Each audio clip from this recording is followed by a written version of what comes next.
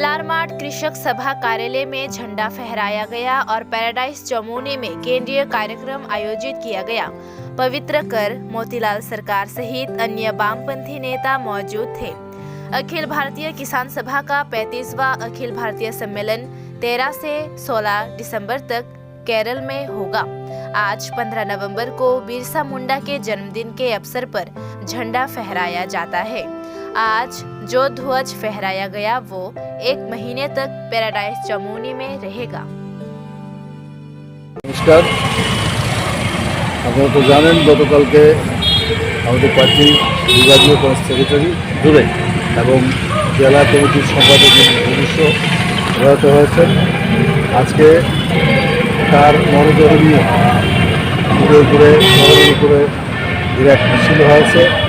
71 জন volunteer 71টি flag নিয়ে তাকে অভিনন্দন জানিয়েছে। তার বয়স হয়েছিল 71 বছর। আমরা কিছুক্ষণ পরে তার বাড়িতে যাব, তারপরে যাবো মির্জা পার্টি থেকে তার বাড়িতে গিয়ে তার বাড়ির ভেতরে তার চিকিৎসা